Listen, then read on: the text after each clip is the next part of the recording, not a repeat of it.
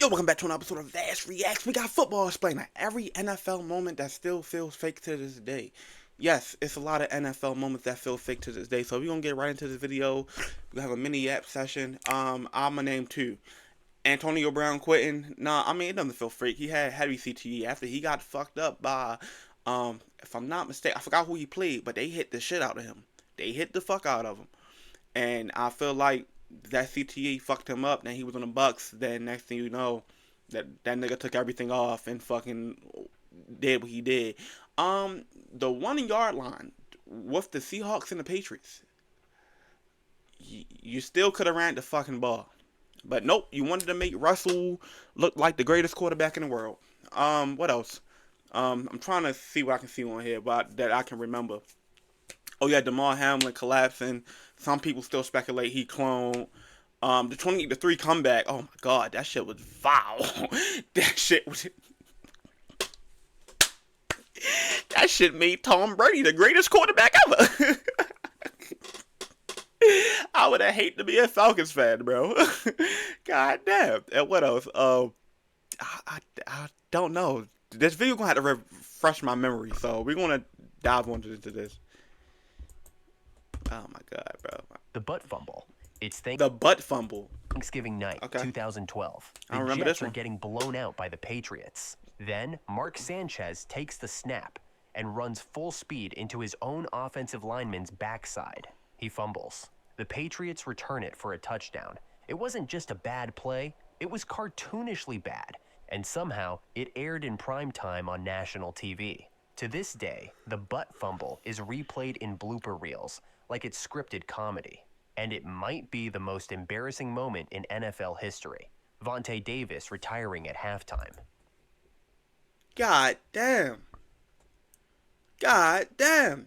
I can't even say nothing about that. God damn. That might be worse than anybody else. Okay, I remember this. Okay, yeah, I remember this. Vontae Davis gave up. Like, he just was like, you know what, I might retire. And he just retired during that game. Most This I players remember. hang up their cleats after the season. Vontae Davis did it at halftime. In 2018, Davis was starting at cornerback for the Buffalo Bills. They were getting blown out by the Chargers. And in the locker room at halftime, Davis told his teammates he was done. Not done for the day. Done with football. He changed into street clothes, left the stadium, and retired mid-game. Fans thought it was a hoax. Players were confused. The internet exploded. But it was real. One of the weirdest, most surreal exits in NFL history. Antonio Brown quitting mid-game. Yep, I remember this one. Players get ejected. I've We've seen this seen one sideline live. meltdowns, but we've never seen anything like this. In January 2022, Antonio Brown was playing for the Tampa Bay Buccaneers. Midway through the third quarter, something snapped. He took off his pads, tossed his gloves into the stands, jogged shirtless across the end zone.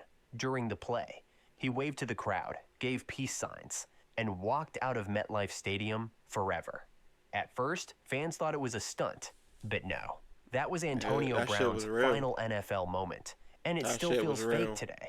The Damar Hamlin collapse. Because he said he was injured. Like, he said he was injured and they wanted him to go back out there and play, but he was like, he wouldn't feel safe if he continued to play injured.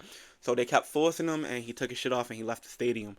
Now, personally, I would have handled that differently, but it was Antonio Brown. I think his CTE was already fucking with him, which caused him to do shit like that.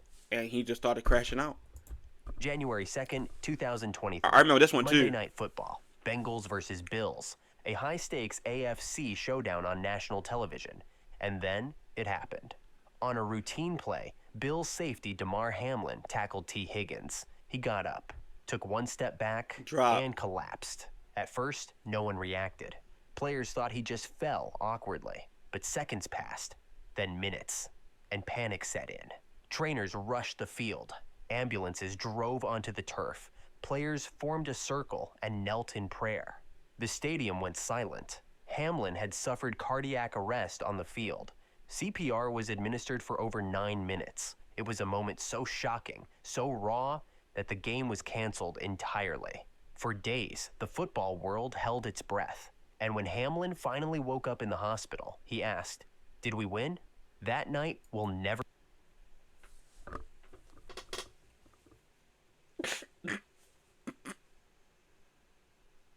I don't remember that part. Okay, I shouldn't be laughing. It just sounds so Disney. It sounds so Disney. You wake up and ask, "Did we win?" It sounds Disney. I'm gonna be real with you. It sounds Disney as fuck. But yeah, that was a scary moment for the NFL and NFL fans around the world. Seeing him on the field like that kind of made me scared. I'm like, I know this man did just not die on the field, like literally dying on the field. But he tried to tackle T, and then T even felt bad. Then people started threatening T Higgins and shit, and I'm like, wait, what? T even apologized for everything, and T went to go check on him and all that, cause it's like it's a freak accident, but it happened so suddenly. But to wake up and say, "Did we win?" Bro, the game got canceled. Nobody won. Nobody won. Never be forgotten. Calvin Johnson's catch that wasn't. September 12th, 2010. The Lions trailed the Bears late in the fourth quarter. Quarterback Sean Hill launched a prayer to the corner of the end zone, and Calvin Johnson did what he always did. He rose above the defender, Of course, snatched the ball Megatron out that of the dog. air, took 2 steps, went to the ground, and put the ball down with one hand. Ford Field erupted. The Lions thought they had a game-winning touchdown, but then the refs huddled, and the call? Incomplete pass. What? They said Johnson didn't complete the process of the catch, that he lost control when he let the ball go after falling to the ground, even though he literally stood up and left the ball there. It was one of the most baffling rulings in NFL history, so confusing that the rule was eventually changed years later because of this exact moment. Oh, that's fucked up. Now y'all see why we say the refs be literally rigging these games, bruh. The refs be having parlays and nobody don't want to talk about it. Caught it, but didn't. January 11th, 2015. It was the NFC divisional round. Okay. Cowboys versus Packers. Okay. 4th and 2nd, down by 5. Game on the line. Tony Romo heaves a deep ball to Dez Bryant. Dez skies over the defender, snatches the ball at the 3-yard line, and lunges toward the goal line as he goes to the ground. And everyone thought he caught it. But then the refs threw down the hammer. Incomplete pass. Why? Because of the infamous process of the catch rule. They said Dez didn't maintain control after hitting the ground, even though he What? clearly secured the ball, made a football move, and reached for the end zone. Even Aaron Rodgers admitted later he caught it. The ruling crushed Dallas's season, crushed Romo's legacy, and crushed Dez's soul. He never returned to that level again. Years later, the NFL admitted it should have been ruled a catch. By the way, I'm going to be posting a lot here. So technically they should have gave the Cowboys that. That's why I said the refs be rigging these games, bro. It was they did the same shit last season. Bro, what that Darnold call? Like, bro, when it was clearly a flag. Yeah, when they fucking ripped Darnold helmet like all the way to the side, the refs do a lot of shit. Same thing with Lamar and when they was playing the 49ers, like I think it was 2 years ago. The ref literally fell and they had to call it a safety because Lamar fell over the ref. Why the fuck are you in the way?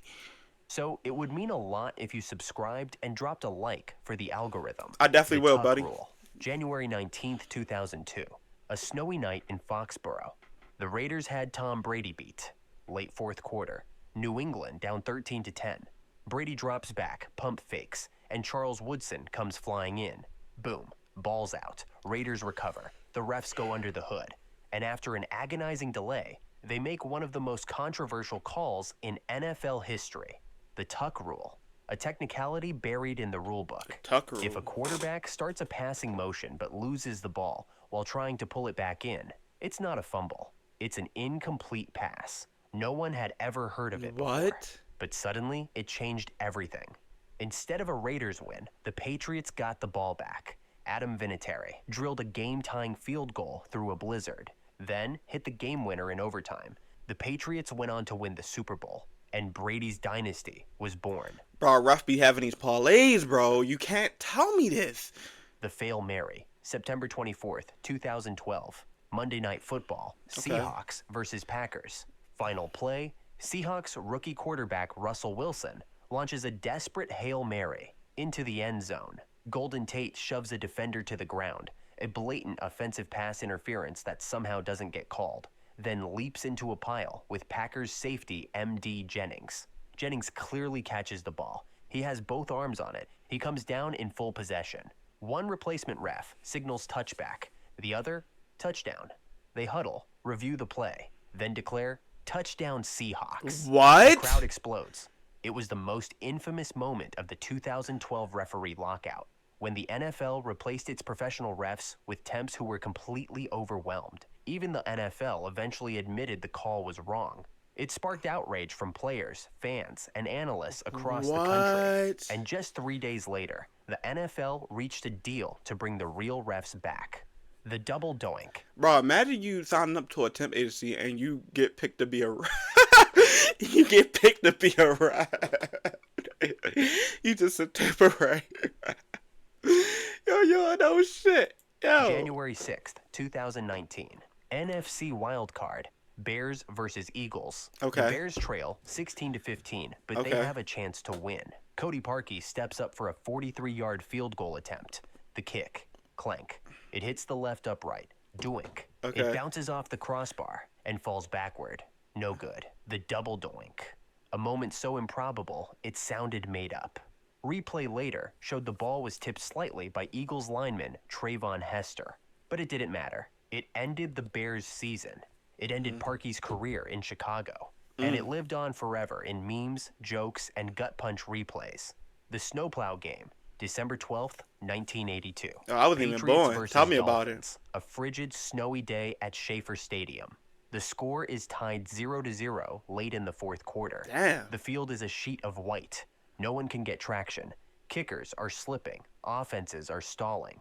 Then the Patriots line up for a field goal. Suddenly, out of nowhere, a snowplow drives onto the field. Operated by a work-release convict named Mark Henderson, he clears a perfect rectangle of snow where the ball is to be spotted. The kick? Good. Patriots win, 3-0. Dolphins coach Don Shula is furious. That nigga was that savior. That nigga was that savior that day. He came from prison to save the Patriots winning that game. He protests to the league, calls it cheating. The NFL responds by banning snowplows during games. But the win stands. The footage lives on. And every time you watch it, a literal prison laborer driving onto an NFL field mid-play to assist in a game-winning kick.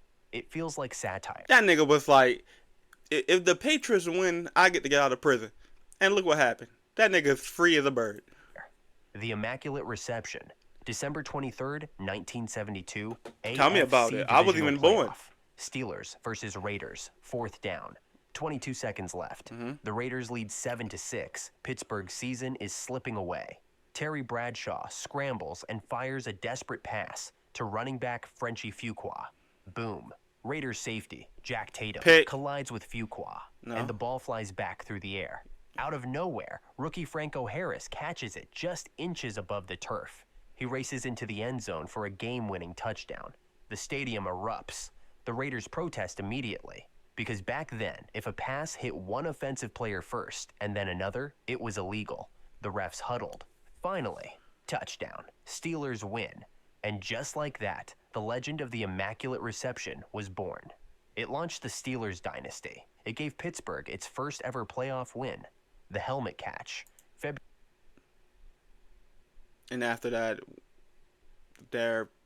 wait, what did that flag say? Wait, what did that flag say? Hold on. What did that? Wait, hold on. I can't even find it. The Immaculate Reception was born. It launched Their last appearance was 2008. Their last and their last appearance. the Steelers dynasty. It gave I just Pittsburgh wanted its to get that first out ever there. playoff win, the helmet catch. February 3rd, 2008. Super Bowl 42. Giants versus Patriots. Giants trailing 14-10. Eli Manning takes the Eli, snap. Brady. He's immediately swarmed by Patriots defenders. It looks like he's going down, but somehow he escapes. He launches a prayer down the field. David Tyree, a backup wide receiver with just 4 catches all season, leaps into the air and pins the ball against his helmet as Rodney Harrison tries to rip it away. It's not just a first down, it's one of the greatest catches in NFL history, and it leads to the game-winning touchdown that stuns the undefeated Patriots. To this day, people still watch that play in disbelief. The Minneapolis Miracle, January 14th, 2018, NFC Divisional Playoff, Vikings versus Saints. New Okay, Orleans I has remember just this. taken a 24 Okay, to 23. this is when Diggs. This is when Stephon Diggs cemented his name as probably top 15 wide receivers. I remember this. I definitely remember this. He took his helmet off. He flicked that bitch up. Okay, yeah, I remember this. Lead with 25 seconds left. The Vikings have no timeouts. They're on their own 39-yard line. The season is hanging by a thread. Case Keenum drops back. He throws a deep sideline pass to Stephon Diggs. Diggs leaps, catches it. But Saints safety Marcus Williams completely whiffs on the tackle. Diggs keeps his balance, turns upfield. Nobody's there. He sprints into the end zone as time expires. Touchdown. Game over. Minnesota pulls off the first ever walk-off touchdown in NFL playoff history. They were seconds from heartbreak. Instead, they got a miracle. The Patriots coming back from 28 to 3. I remember this. Super Bowl 51. I remember this. It'd be sad to call yourself a Falcons fan that day. Because this cemented Tom Brady's legacy. Coming back from 3 in the third quarter, bro. With damn near 4:45 on the clock, third quarter. Then the fourth quarter with an extra 15. You had 20 minutes to come back and look, and that shit was Falcons just crazy. 28, Patriots 3. Midway through the third quarter, everyone thought it was over. Atlanta was dominating. Brady looked rattled, and Twitter was already clowning the Patriots. But then it started.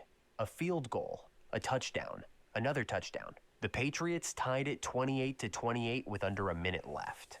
And in overtime, James White punches it in. Patriots win, the largest comeback in Super Bowl history, and the most painful collapse the Falcons will never forget. Even watching it now, it doesn't make sense. It doesn't. The Colts botched punt. October 18th, 2015. Colts versus Patriots. It's 4th and 3 on their own 37-yard line. The Colts line up to punt. The entire punting unit shifts to the right side of the field, leaving just 2 players on the ball, Griff Whalen at center and Colt Anderson behind him. They snap it. Instant disaster. Whalen gets bulldozed. Anderson gets tackled for a loss. Turnover on downs. Nobody blocked. Nobody moved. And everyone watching asked the same thing. What the hell was that? The Colts claimed it was a trick play gone wrong. But even that explanation didn't help. It's been called the worst play in NFL history. Even now, it feels like a fake clip from a parody movie. The Leon Lett Thanksgiving Blunder, November 25th, 1993. Tell me about it. Cowboys versus Dolphins. It's Thanksgiving Day. Dallas is up 14 to 13. The Dolphins are lining up for a last-second field goal in the snow. It gets blocked. Game over, right? Not quite. Cowboys players start celebrating because nobody touched the ball. All they had to do was let it sit. Dallas would have won. But then Leon Lett happened. He sprints toward the loose ball, slips in the snow, and accidentally touches it. Miami recovers. They get another shot. This time, the Dolphins make the kick. They win the game. Dallas is stunned. It's one of the most bizarre mental errors in NFL. Yeah, he would have got beat up in the locker room. Yeah, he would have got his ass whooped in the locker room. You did what? Give me the helmet. A ding, a ding. Like, yeah, you got your ass whooped. And what makes it worse? Leon Lett had already made another infamous mistake in Super Bowl 27 when he slowed down before the goal line and had the ball swatted away. But this one might be even worse because it was avoidable, because it happened on national television during Thanksgiving. The Super Bowl power outage. Super Bowl Ravens 49ers. Yeah, they wanted the... Okay, I remember this. I think Beyonce was performing at a halftime show. They wanted the 49ers to win. They tried to cheat the Ravens that whole game, bro. They wanted the... I say this all the time. With the Ravens being one of the newest teams in the NFL, The Ravens was not supposed to make it this far. The Ravens is a dynasty that was created out of nothing. Yeah, I know the backstory. Like, bro, the Ravens are the Browns. The Colts took their team, left, and all that shit. I know the backstory, but I don't look into the past of like what happened back then. It happened. I'm looking at this new team from 2012 to 20 now. This the Ravens was a team that was created that was not supposed to get as far as they can. Every time the Ravens get a hold of a player, they got incredible stats coming out of college. Like Ray Lewis, Terrell Suggs, Ed Reed, Haludi Nada, Joe Flacco. Like, bro, we draft and pick up some incredible players, bro. The Ravens, I always tell myself the NFL do not want the Ravens to succeed. And it's like every time, like when we hit them slumps in them years, when we did terrible, when Flacco was like in his later years and shit like that, then we wound up drafting Lamar Jackson. Come to find out, we drafted one of the greatest dual threat quarterbacks of all times. Then we wind up drafting a lot of other people.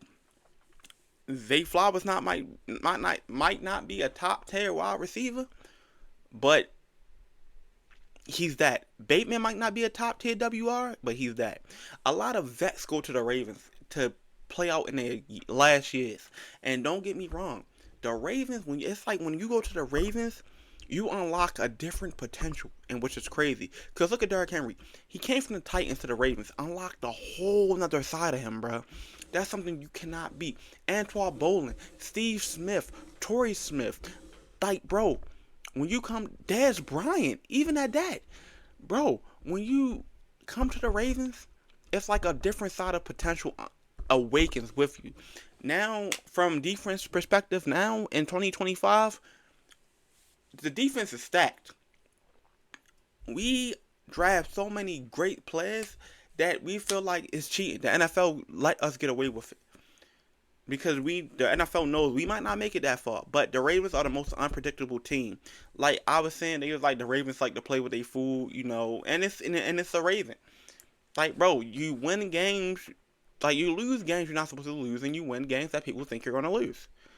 It's weird, bro, with this team, bro. But I definitely remember this one. They wanted the 49ers to win that bad. They wanted Colin Kaepernick to solidify his legacy. But then we wound up coming back with the greatest punt return. Fucking Jacoby Jones did his thing. Ravens are dominating the 49ers, up 28-6 in the third quarter. We was beating their ass. Momentum, all Baltimore. Then suddenly, the lights go out. Literally, a massive power outage hits the Superdome in New Orleans. Half the stadium goes black. Broadcasts cut out. For 34 full minutes, the biggest sporting event in the country was frozen in time. Millions watching around the world, and nobody knew what was happening. There were rumors of sabotage. Conspiracy theories flew. And when the lights finally came back, the game completely flipped. San Francisco went on a furious run, scoring 17 straight points. The Ravens' blowout turned into a nail-biter. It ended with a goal line stand that preserved Baltimore's victory. But even now, the blackout feels surreal, a technical glitch. During the Super Bowl, the biggest TV event in America, it still doesn't feel real. It was rigged. Andrew Luck's retirement out of nowhere. Yeah, it was rigged. They wanted the Niners to win, and the Niners got fucking ramped. August 24th, 2019. The Colts were gearing up for another playoff run. Then, a single tweet changed everything. Adam Schefter reported it. Andrew Luck was retiring from football. At just 29 years old, 2 weeks before the season started. No press conference, not even a heads up to the fans. And the fans were at the game. Word spread through the stadium like wildfire. As Luck walked off the field during a preseason game, fans booed him. Live. To his face. It was shocking. He was one of the smartest, most gifted quarterbacks of his generation. A former #1 pick. He had already dragged the Colts to the AFC Championship game. And then, poof, gone. No athlete in modern NFL history stepped away at their peak quite like Andrew Luck. Marshawn Lynch not getting the ball at the 1. It was 2nd and goal from the 1-yard line. 20 seconds left in the Super Bowl. The Seahawks had Marshawn Lynch, one of the most powerful short yardage backs in NFL history. Everyone watching thought the same thing. Give him the ball. But instead, Russell Wilson dropped back, threw it. I respected the Seahawks around this time. I was like, that was my second favorite team. That was my second favorite team with the Seahawks. I was a Seahawks fan. I was still a Ravens fan, but I was a Seahawks fan as well.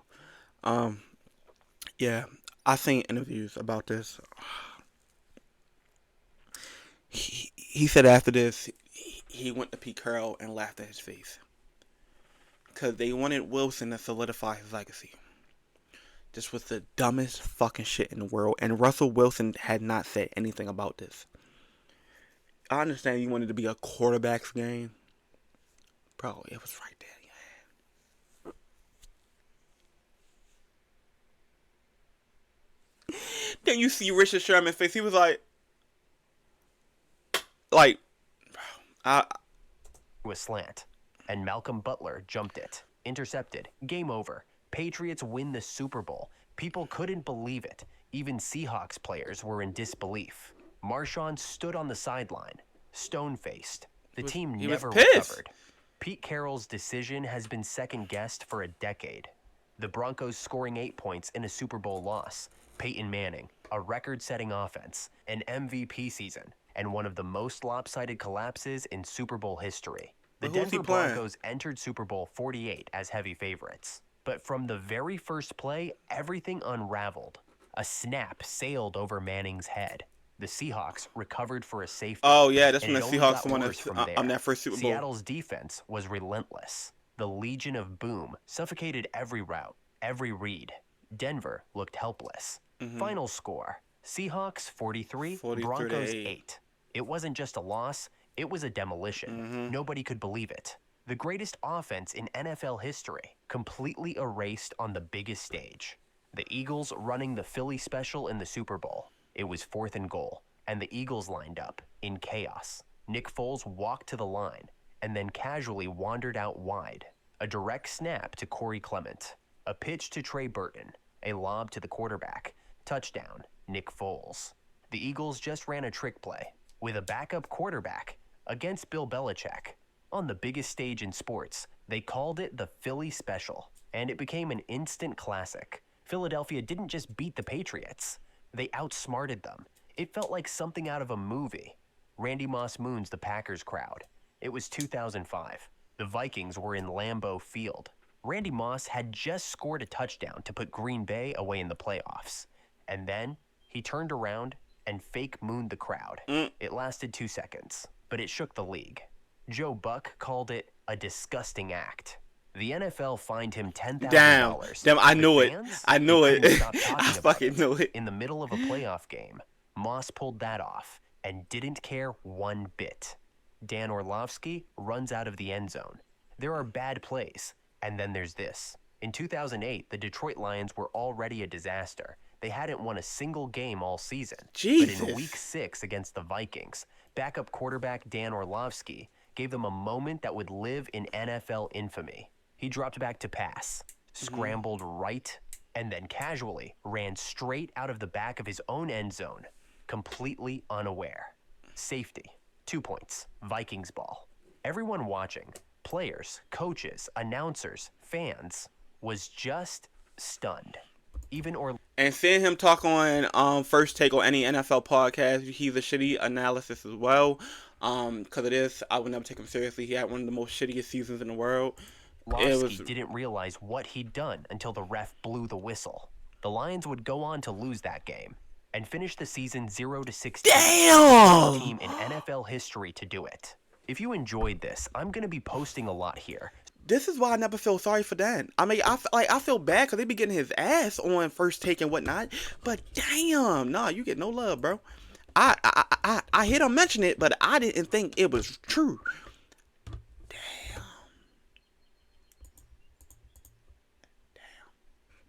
Anyway, this is every moment that the NFL that still feel fake today in the NFL. Good God, I didn't even know most about some of this shit. God damn, Orlovsky, you are a shitty QB. Anyway, we're gonna wrap this up. This has been Vass Reacts. Like, comment, subscribe. Original link to the video will be down in the description below, and I will see you guys next time. Peace.